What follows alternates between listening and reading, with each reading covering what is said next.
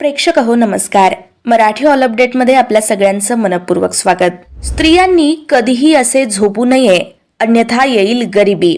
मित्रांनो, शास्त्रामध्ये देखील झोपण्याविषयी अत्यंत विस्तृतपणे मार्गदर्शन केलं गेलेलं आहे. त्याचबरोबर असं म्हणतात की मनुष्य जसा झोपतो तसंच त्याच्या आयुष्यावरती परिणाम होत असतो. बऱ्याचदा आपल्या झोपण्यावर आपल्या आयुष्यात घडणाऱ्या सकारात्मक आणि नकारात्मक गोष्टींचा प्रभाव पडत असतो.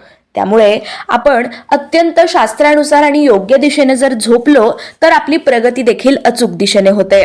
जर आपण योग्य दिशेने झोपत असू तर प्रगती, सतत लाभ आणि भरभराट होत असते. मात्र जर आपली झोपण्याची दिशा चुकत असेल तर मग मात्र आपली सतत दुर्गती आणि अधोगती होत असते. प्राचीन ऋषी मुनींनी स्त्रियांविषयी झोपण्याविषयीचं शास्त्र सांगितलंय.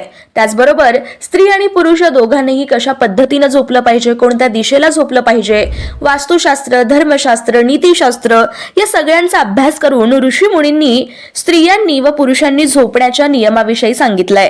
तर आजच्या भागामध्ये आपण स्त्रियांनी कोणत्या दिशेने झोपू नये व झोपताना कोणती काळजी घ्यावी याविषयी पाहणार आहोत.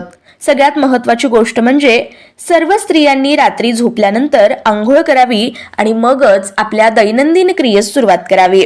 आंघोळ केल्यानंतर शरीर तर शुद्ध होतच, मात्र त्याबरोबर तन मन धनाची देखील शुद्धी होते आणि घरातली स्त्री ग्रहलक्ष्मी असते.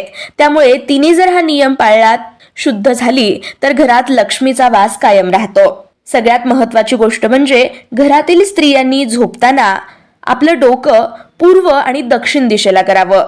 पूर्व किंवा दक्षिण दिशा ही स्त्रियांच्या झोपण्यासाठी अत्यंत योग्य दिशा आहे. मात्र उत्तर आणि पश्चिम दिशेला डोकं करून कधीही घरातील ग्रहलक्ष्मीने झोपू नये. कारण दक्षिण दिशा ही मृत्यू दिशा मानली जाते, ती यमाची दिशा मानली जाते आणि दक्षिण दिशेला पाय केल्यास तो यमराजाचा अपमान होतो आणि त्यामुळे लक्ष्मी देखील कोपते आणि घरात दुर्दशा येते असं म्हणतात. त्याचबरोबर घरातील स्त्रियाने कधीही उत्तर दिशेकडे पाय करून झोपू नये. उत्तर दिशेकडे जर तुम्ही पाय करून झोपलात तर माता लक्ष्मी कोपते आणि घरात कधीही पैसा येत नाही असं म्हणतात.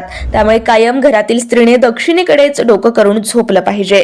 त्याचबरोबर घरातील ग्रहलक्ष्मीने झोपताना कायम केस बांधून झोपलं पाहिजे. केस मोकळे सोडून कधी झोपू नका, त्याने लक्ष्मीची अवकृपा होते.